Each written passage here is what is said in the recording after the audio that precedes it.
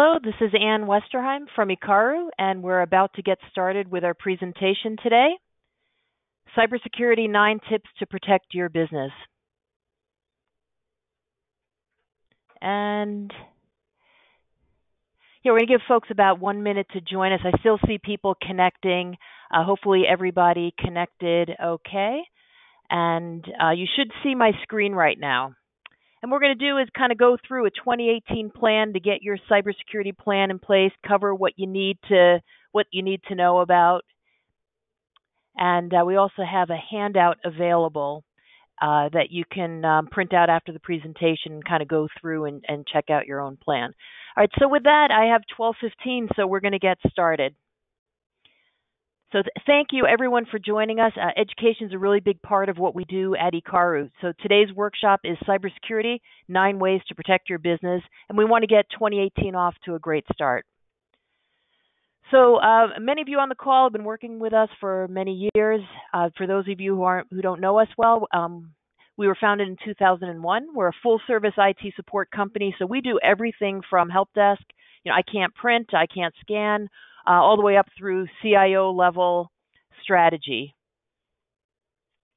I just got a note from Nancy that she is not seeing my screen. Please call in the office if other people are having an issue. You should be seeing my screen at this point. We do help desk through CIO level strategy and comprehensive products and support. And we've worked with hundreds of businesses in the area. I have 3 engineering degrees. I left the corporate big business world years ago, and our mission at Ikaru is to provide enterprise-class IT to small business. Want to help you get more from the technology you already have, introduce you to new technologies that you know about. This is a listen-only call. If there is a problem with the slides, please call our office at 978-692-4200. Nancy and Tony are on standby to take your call. All right, so years ago when we talked about data protection, this is what we were talking about. Some major high-impact, low-probability event like widespread flooding. That's what we were talking about 10 years ago, protecting your data. And now the landscape has completely changed. So the new big threat is ransomware. And what that is, what's ransomware? Ransomware is malware that encrypts your files so you can't use them. It encrypts all network shares, and it demands money in Bitcoin, typically in Bitcoin now, in order to gain access, for you to gain access to your files. And the headlines, you basically can't open the news without look at news online, hear the news without getting these headlines. Hospitals are being hit. There's just all kinds of different threats. This new year started out with the Spectre and Meltdown vulnerabilities, which we're going to get into a little bit later. But this is here to stay. It's not going away. If you look at corporate data breaches, so this is just a who's who. Everybody's been in the news. But one thing, like kind of a tale of caution for small businesses, you'll see the big businesses in the news, Home Depot, Target, Yahoo. I think every single record they have was breached. Sony, Experian in the fall. Those names hit the news. But these threats are just as real for small businesses as well. WannaCry last year, 2017, WannaCry around the May time frame did massive damage around the world. Most notably, the hospital system in the UK, where lives were put at risk, ambulances were turned away, surgeries were canceled, blood supplies were put at risk. If any of you watch Grey's Anatomy, that was actually the season or the half season finale last December, where that hospital got hit by a cyber attack. But this has really become part of the mainstream dialogue at this point. WannaCry damage was extremely widespread all over the world. So that brings us to cybersecurity and small business. And one of the things is when you read all these headlines, you hear all this news. I mean, one effect of all this is just it's too much information, sensory overload. What does it all mean? And a lot of small businesses that we talk to just feel like, well, we're kind of under the radar. And this slide really gets to the heart of why Ikaru even exists, that about half of the attacks target small business because they're out there kind of randomly. only 14% of small businesses actually rate their own ability to mitigate cyber risks as highly affected. People are not feeling secure about their ability to protect themselves. And about half are malicious intent and half are human errors. And we're going to get into what the human error might account for. So a lot of people have this false belief that this is what the risk is. The genius hacker sitting in a basement targeting Sony or targeting Experian. And really, it's not like that at all. There's an underground market for information for sale. And on the dark web, if you heard about the dark web is like the rest of the web that's not searchable through Google. It's where there's a lot of criminal activity, and all of your information has a monetary value, credit cards, iTunes accounts, etc. And people, basically, organized crime will take advantage of this. So this is an example of ransomware as a service. So it's not the genius hacker who's going after one particular high-value target. This stuff is just broadcast all over the place. And this is a translation from Russian. It was something that was pulled off the dark web. And this is basically an advertisement for some bad actor to sell their malware kits so that people who have no knowledge of computers at all can basically set up a business spreading malware all over the place. And a lot of what's behind this, if you follow the news and and you follow the role of Bitcoin, these kind of threats now can be enacted anonymously. So that's a real major change. If somebody creates a ransom request to you and it's traceable to them, well, they're going to get caught. But with Bitcoin and other cryptocurrencies, people can now hide behind this network. And if you look at the dramatic rise, there's a lot of theories by the FBI about the WannaCry attack.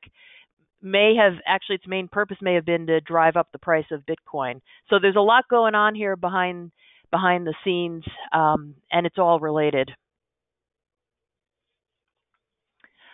Number one message for folks, this stuff is not going to go away. It's just here. It's something that all businesses are going to have to deal with. So this new year started out with a major headline, Spectre and Meltdown. These are vulnerabilities that were detected and basically affect every piece of electronics out there. It's Intel chips, AMD, and ARM. And ARM isn't as well known of a brand as Intel and AMD, but those are the chips that are in your portable devices. So basically, it affects billions of devices around the world. And with that, I want to get into a little description about how these threats kind of evolve. So first, a vulnerability is detected. So and a lot of times there's black hat hackers who are the bad actors, and there's white hat hackers, or folks who will find these vulnerabilities and report them. They're often reported to the manufacturers sort of in private to give them enough time to patch their technology. But in the meanwhile, it's a race. It's a cat and mouse game because the bad actors want to come out with threats to exploit the vulnerabilities. So Spectre and Meltdown, those are vulnerabilities that affect basically like all the electronics in the world. But as of very recently, this is changing all the time. There have no threats have been detected against them. So it's kind of a matter of time. The patches come out, and you want to get the patch in before the threats are circulated. But it's not that simple. And as patches come out, one of the things that was going on is that the Intel patches were causing major trouble.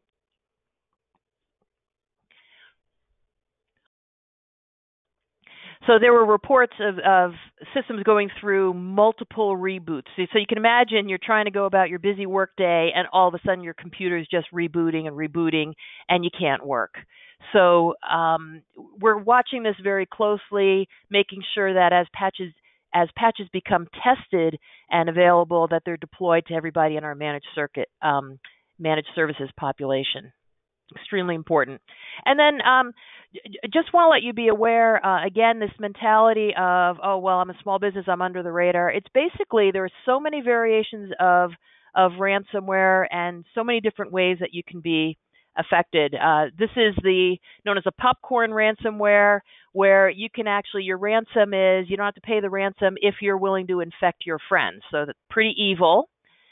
There was a case last year, this luxury hotel in Europe, where their whole key system was taken hostage, and they actually had to go back after they were hit the second time. They actually went back to old-fashioned metal keys. You can imagine a beautiful, luxurious resort where everybody's locked out of the rooms. Major disruption. No one's safe. Police departments, notably the Tewksbury Police Department, was hit by ransomware. Also, the Swampscott Police Department here in Massachusetts. So, even the police are at risk. It's mobile devices. You might think, okay, I do a lot of my work on my mobile. Well, mobile device threats are growing and growing, so they are at risk as well. And all applications. So 600,000 Facebook's account are hacked every day. There's just numerous ways, if you think of the role of technology in our lives, the amount of time amount of screen time that we use, the applications that we use, online banking, this is such an integral part of our life, and then it makes so many different opportunities for the bad actors to exploit you. And it's also Macs. This is a question we get a lot. People think, oh, well, I have a Mac, so I'm safe. No, you're not. There's ransomware for Macs as well. There's viruses on Macs. It's a common misconception. There just aren't that many Macs. A lot of iPhones, not as many Macs if you compare them to PCs. So really, this is just completely widespread. So when we approach, when we support clients, when we work with folks, we think of security as a couple of different layers. One is to put protection in place. You need to have the right protection in place. And it is worth from time to time, like we love technology. We love thinking about this. If I'm not working on it, I'm reading about it. But not everybody is totally in love with technology, but you need to know enough to know that you have a responsible level of coverage for your business. Detecting, there are ways of looking for traffic, et cetera, that detects maybe when malware is in place, and then recovery. The bad actors need to be successful just once. You have to protect against everything, and all it takes is one threat to get through. One employee in your population clicking on the wrong link, and you could still get a massive amount of damage. So there's no such thing as 100% security, and you may be in a position where you have to recover data, and it's very important to make sure that you have a robust way to do that. So when we talk about security, we're always talking about layers. And one way to think about this, you might hear, like sometimes people hear radio ads like, oh, if you just get this one product, you're completely protected. That is absolutely not true.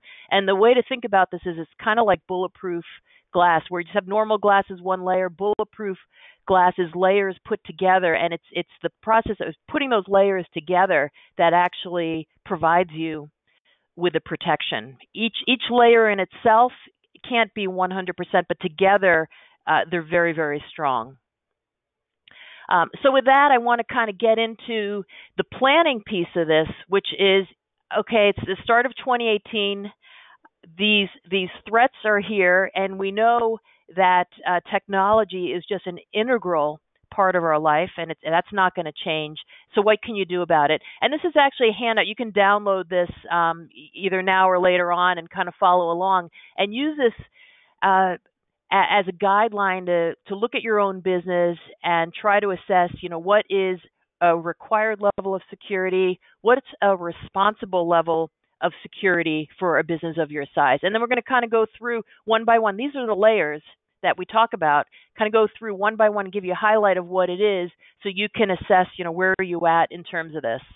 So the first one on the list is protecting against spam email. And with that, spam, I think people are so tired of it. About 90% of the email traffic in the world is spam. With our spam filters, we stop hundreds of thousands, something over 1 million messages a month for spam on behalf of our clients. And when you trace back to big data breaches, it sounds so crazy, but a lot of these will boil down to one email. So you want to try to get rid of the bulk of it. Spam has kind of two impacts. One is it creates a huge amount of clutter.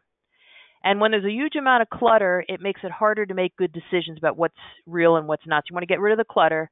No spam filter will protect you, will stop all the spam. And a lot of spam might be stuff you don't want, like the latest sale at Kohl's. Maybe you really don't want that, but it's not malicious. So there's different ways of that. But if you trace back the whole DNC email leak from the last election cycle that made big news, John Podesta clicked on a password reset link and wound up creating a huge amount of harm. But it really can just boil down to one email. And when we talk about filtering email, again, what you're looking at is you want to filter everything before it gets to all your devices. So sometimes on older, and this is pretty much now everybody does it this way, but in years past, people would maybe have a filter, in their Outlook on their desktop, but that doesn't stop the stuff from being on your phone. So that's kind of what we talk about with one central filter, and then there's one place to look.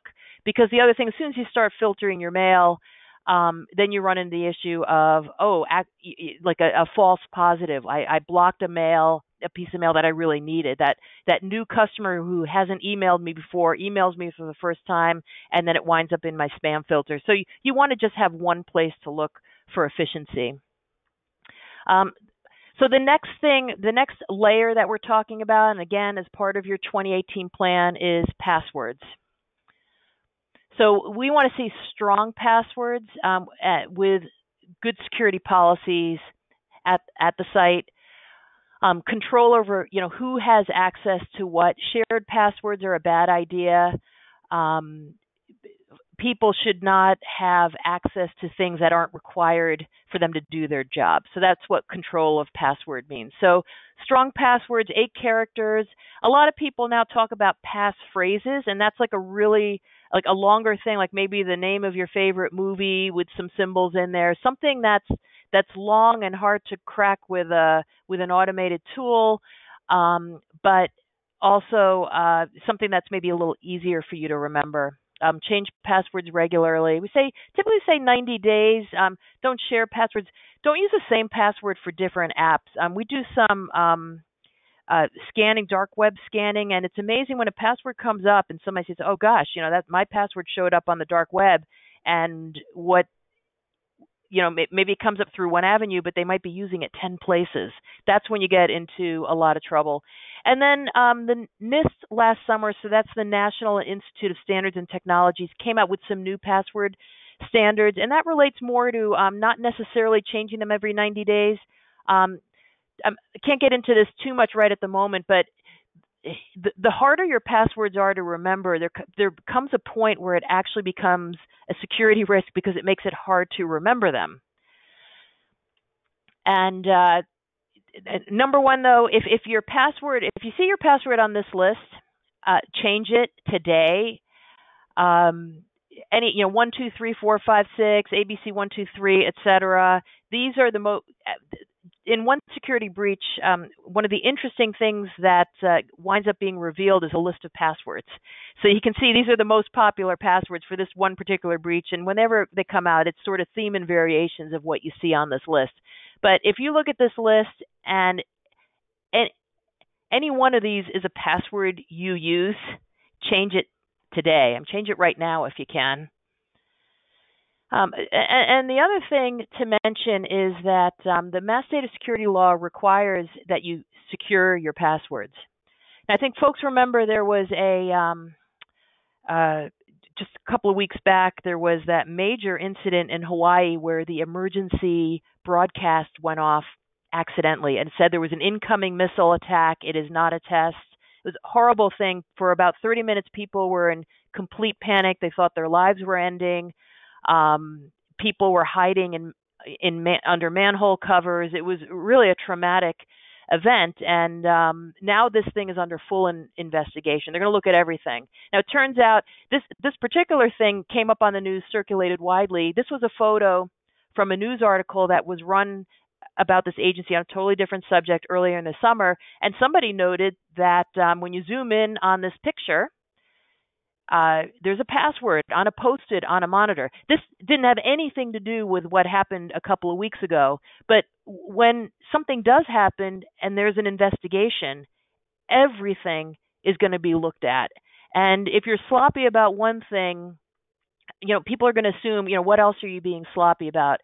And that's kind of a key message we want to get across to folks, that if you have with cybersecurity insurance, et cetera, you're signing off that you're following the rules and you're doing stuff. Don't let somebody find you with a weak link like this. Absolutely no passwords on post-its on monitors. All right, so that brings us to the next layer that we're talking about, which is the computer updates. And that's effectively to keep all these security patches up to date. And these come up from Microsoft is the one that's kind of the most notable because everybody uses Microsoft operating system, but also third-party applications, Java, Adobe, etc. And if you look at the Mass Data Security Law, which is theme and variations of HIPAA, the NIST standards, etc., for files containing personal information, you must have up-to-date firewall protection and security patches.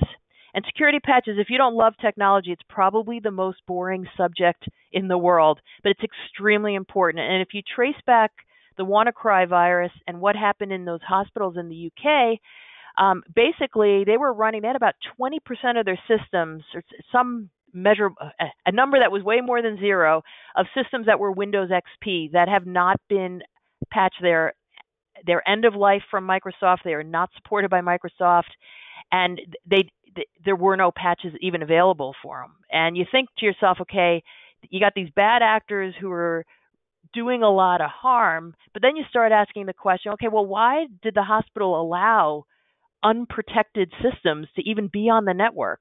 It just puts you at risk. With the Experian hack that was exposed last fall, it turns out their servers were not patched for patches that had been available for months.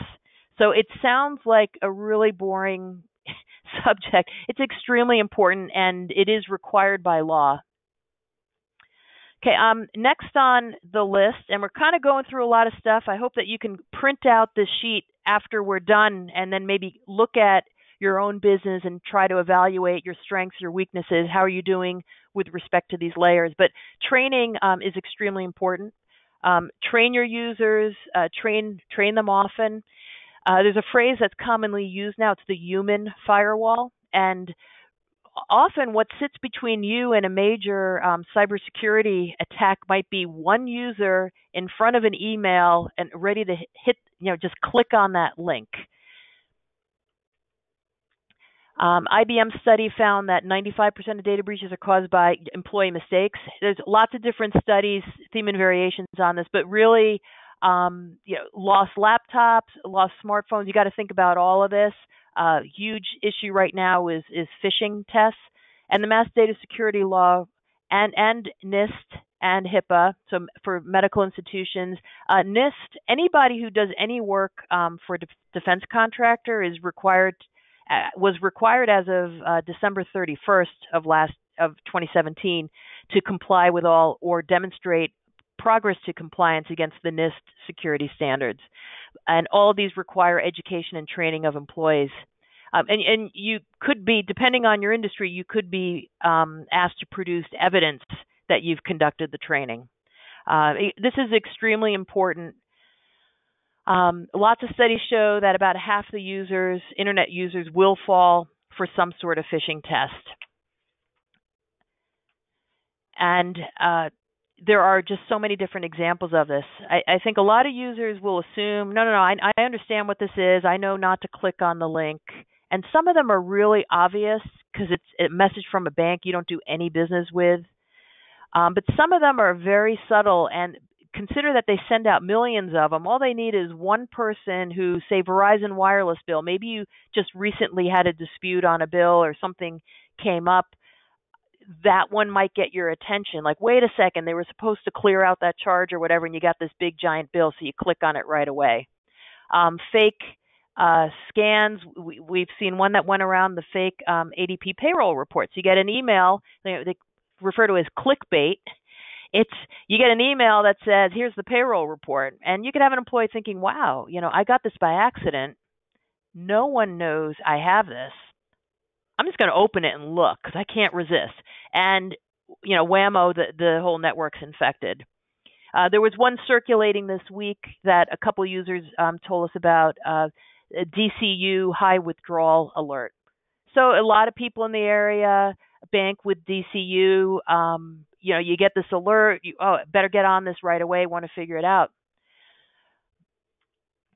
This is a fake one from American Express talking about reinstating your card. So again, if you use American Express for business, you might think, what a big inconvenience. If there's a problem with the card, you just want to get on it right away. So there's this sense of urgency with a lot of these requests.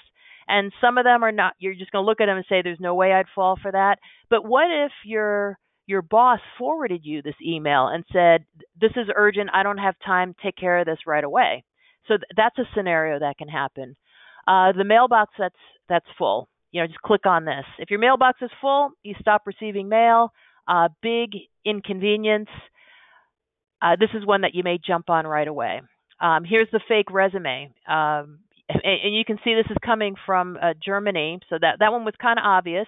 But if you happen to put out a job ad and suddenly you're getting flooded with a lot of applications and you're going through them quickly, because with the internet now you wind up with, anybody can press the button to reply, then you might get one of these mixed in. You've got to stay alert. The fake package. Again, this is a common one that somebody might forward to somebody else without really looking at it. And if you hover over the link, never click on the link. But when you hover over it, you can see that the link is not at all what it looks like it is. And that's something that it's very easy for somebody to do. But you can write whatever you want. Click this link, and it can be linked to anything. So they might make it look like, oh, it's the USPostalService.com, but it really isn't. Wire transfer requests, I think the banks have done a really great job educating folks with this, and in fact, they've made it really hard to do wire transfers because there's so much fraud. Basically, you name it, there's a scam out there, there's a threat for it, but authenticate with a phone call, face-to-face conversation, and be careful about what you're putting on social media, because we've seen a lot of, just go back to that one for a minute. For example, a bank, a real estate agency, and an attorney. They might everybody's marketing their business, and maybe the buyer says, hey, so excited, we're closing on this home this Friday. There was actually a case in Texas where some buyers ended up losing their home because there was some last minute, we changed banks. The wire transfer was changed at the last minute. Again, the sense of urgency. If you initiate that wire transfer, basically the bank's position is you did it. You put in the order. It's your mistake. You can't recover that money. It's potentially possible if it's caught like right away, but once it goes into another account or if it leaves the country, it's done at that point. So this one is really serious. And I talked to a local bank manager here at a local business event who said he personally knew of 2 people who lost their jobs over this. So it's not far away. It happens everywhere. In terms of advanced security, a lot of people have this idea of like, oh, well, I have antivirus, so I'm all set. Again, hopefully you've gotten the point of there's layers of security. The anti-malware, DNS protection is the big one that we put in Cisco Umbrella. Mass data security law and theme and variations, the NIST standards, HIPAA all require this, up-to-date patches and virus definitions, as well as reasonable malware protection, etc. Cisco Umbrella, which we put in as a standard part, anybody who has any managed service plan with us has this. What it is kind of like the credit card fraud alert. So, for example, credit cards continually monitor for behavior that's out of the ordinary, and that's what the Cisco Umbrella product does. Like, wait a second, why are you suddenly conducting all this traffic to Russia or whatever. And it's going to shut it down. It's going to know it's a bad link and stop a lot of traffic. And the way it works, it's a big data application. So Cisco is looking at traffic all over the world and looking for patterns and trends, and then comparing your traffic against that and able to figure out what are the potentially malicious sites. So usually one will spike up. There's a wave of maybe a phishing email or whatever that's taking people to a particular location. Again, it's just like a cat and mouse game. The first few always will get through, but after a while, the system is smart enough then to recognize and start blocking that traffic. In terms of firewall, a question we often get, we're SonicWall partners. There's a lot of great firewalls out there, WatchGuard, Fortinet, Cisco, etc. We've standardized on SonicWall. The key thing here, though, is you need a business class firewall. And a lot of times we'll get the question of, Comcast or Verizon put this equipment in. That's not sufficient, really. That's not really a responsible level of protection for a business. We want to see a business class firewall in there with a proper packet inspection. There's some technology features that are really important for security that we want to see in place, and that's why, we've recommended the SonicWall products. And SonicWall is the #1 small business firewall. But again, what you bought if you have a firewall that you bought at Staples 8 years ago, that's like no protection at this point. This is an example of blocking. And this particular screenshot's actually off of my own traffic. We have a site that we use for stock photos, and I accidentally typed it in wrong. And that's a real common thing. There's a small variation. And good news is my firewall immediately blocked me. This connection was trying to go to a site that was going to look exactly like the site, but it was in China. And guaranteed the first thing that you get when you try to log in is probably like, oh, you need to update your credit card info. So that's what's known as, this is by geography filter, so you can block countries, et cetera. With the standard, just like consumer class firewall, you just don't have that level of protection. The other thing is you don't have the reporting, and you don't have the granularity for looking at certain types of traffic. So it's not a huge investment, but it is what we would call a responsible level of investment for a small business. Okay, and we're approaching the end of the top of the hour, so we will definitely finish on time. Just have two more layers to cover, and then we're going to wrap up. Encryption. This is a real important encryption of your mobile devices, encryption of your laptops, encryption of transfer of files. There's a lot of different ways that encryption needs to be incorporated into your business. And from the Mass Data Security Law, again, NIST, HIPAA, all theme and variations, encryption of all personal information stored on laptops and personal devices is required by law. Okay, password protection is not the same as encryption. So the Windows password you put in your laptop is not encryption. So, for example, if we were to take that hard drive out of the laptop and put it in another device, that's completely legible. Encryption is more like scrambling the whole signal. And there was a major breach, maybe it's like 4 years ago at this point, Blue Cross Blue Shield, where just about every a database or a spreadsheet that contained basically a data dump of their entire referral network, which is basically every physician in the country, and their social security number was leaked. And that was from a laptop that was stolen from the back of a car in Chicago. So sitting out in the open, and that laptop was not encrypted. So, and with the resources of Blue Cross Blue Shield, you'd wonder, how could that not be encrypted? Really no excuse, but if there's any personal information, you gotta have it encrypted. And in terms of emailing, never email credit card numbers, et cetera. Anything that travels across the public networks, your wireless signal needs to be encrypted, et cetera. And those are all things that we would put in place as standard procedure. But think about where protected information might lie. So even if it's like you're bringing home information to work at night, now all of a sudden, if it's on a portable device, it's covered by this requirement. Okay, and the last thing on the on this template to kind of put together a plan is the backup.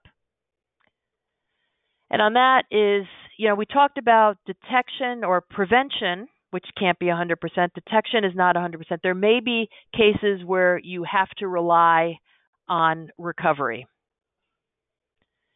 And the case there is that the one point for folks who went to our lunch back in December, hopefully, this message came through loud and clear, but backup relates to, can you recover your data? And continuity or business disaster recovery, which we call it, refers to how fast you can operate again. And they're two very different concepts. Without a backup, you can't recover. But continuity, but it might take you weeks. It might, if you just have a data backup and you have to replace equipment and reinstall software. So this was a case where ransomware took down the San Francisco public transportation system right before Thanksgiving, Black Friday a year ago. And so they got hit with ransomware, and the good news was they had a backup, but they didn't have continuity in place. So it took them days to get back up and running, and then they lost millions in fare collections because their only option at such a busy travel time was to just open up everything and just basically make all the transportation free. So they lost all that revenue. So the time to come up with a rational plan for continuity, it is more expensive than just backup. A lot of our clients with mission critical applications are on this, and it's bailed them out a number of times with crazy situations. Like we had one situation where an electrician working in a building just blew out a lot of equipment with multiple businesses, but this client was back up and running again almost instantly. So really the time to think about that is before the disaster strikes, and not, gee, I can recover, but it's going to take me a week. And then have you had a security assessment lately to go through a process, even a basic process like using this template, print out this sheet and go through and kind of ask yourself some questions. We do assessments with folks too more formally. Sometimes we've called in because people may have a questionnaire from insurance companies. But at least, don't do nothing. At least even a basic assessment is better than doing nothing. Okay, and then just getting to the wrap-up, security assessment. At a minimum, just look at this once a year, and it's a new year, New Year's resolutions. I always think this is a great time to kind of think about your business for the new year. What are you going to do that's different? Use the planning template. Really key thing to ask yourself is, where is all your protected data? And you'd be surprised that it moves around after a while.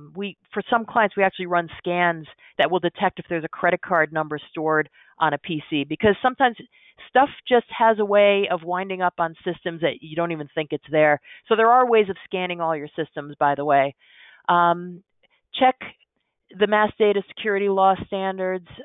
We have a specific worksheet on that that I can email you if you'd like. Consider that to be the minimum of what you need to do, and really start thinking about minimum versus responsible. The written information security plan is a requirement. It's not enough to actually do the things you need to do. You actually have to have a written plan that says you do. Bring your own device policy. If a person brings in the phone, do you allow people to connect to your wireless? Have a guest network. Don't let people bring personal devices on your business network. Acceptable use policy. And really, again, think about this required versus responsible level of security. And just, it's kind of the recap. This is the concept of what the layers are. Think bulletproof glass. No matter what you hear on a radio ad, you cannot buy one product that will 100% protect you from all the different kinds of threats. It really requires layers. All right. With that, I did want to let people be aware of, we have a training platform that's popular with a number of our users. It's not really a fit for everybody, but it has testing, certificates. Some of our clients need to actually show evidence that they've gone through, and this allows you to let everybody take a test, and you can print out a certificate. If you're ever challenged, for example, anybody who works with defense contractors may be challenged at this respect. Policy templates.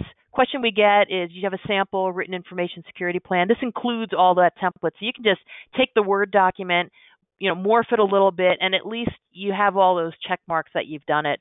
Weekly tips. Also, phishing tests. This has become popular with clients. You'd be surprised, because there's somebody who's going to click on anything, and it really comes true when we run the phishing test. There's always a few clicks. And if it's just a simulated test and it's an educational process, great, folks learn something. But if not, if it were the real thing, that could be the one click that takes down the network. And this is what the template looks like. So you get the policies and procedures, you get all the contracts and documents, you get the raw Word files that you can use and customize, and the education center. And that's something that some of our clients like. It's some find value in it, some don't. Take it for how it's going to impact your business. The education center, where you can actually get the proof that the folks passed the test. So if you're ever challenged, you can come back and say, well, here's the things that we've done to be responsible. And a security risk assessments, you can actually go through a guided process. If you want to do like a DIY security risk assessment, it's all there, and you can record everything right in the system. All right, and if you did, just as a thank you for joining us, you can get one free month if you want to do this. It's hikaru.com/training. You can sign up right on the website, if that's a fit for you, and that's between now and the end of the month. And also, I want everybody to save the date. If you're, I've got some folks a little further away, but if you can be in Westford on February 14th, we're going to have coffee, and our awesome client, Pepper's Catering, is going to be bringing in some amazing sweets for us. So we're going to have a little get-together. It's probably going to be like, 3 or 3:30 in the afternoon, so stay tuned for an invitation from Nancy. But we hope you can join us the afternoon of February 14th. Okay, and with that, we're just about at the top of the hour. Here's my contact information. Reach out to us anytime. My email's up there, phone number. We do have a blog, and we love to get questions, because we use the questions to write blog articles about. So if you look at our blog, you probably hopefully find some stuff that's useful to you. We do different tips. We've recently done some work on our voice over IP phones, like a Did You Know?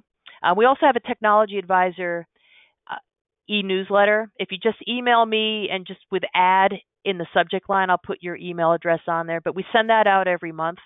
So we try to do, we have the monthly e-newsletter. We have the blog, which if you subscribe, you'll get an instant notification anytime something new comes out on the blog.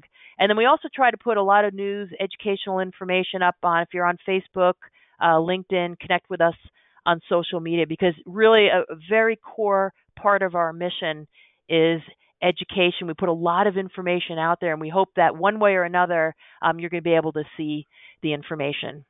All right, so with that, we're at the end of our time slot. I want to really thank everybody for joining us today. If you have any suggestions for future topics, we really want to hear from you. If you have any questions, I know I went through a ton of material really fast, but I hope you can use the handout now, then go back and maybe spend an hour really thinking about your business and really getting a comfort level that you feel protected to the level that you need to be protected to. All right, and with that, I'm going to thank everybody for joining us and sign off.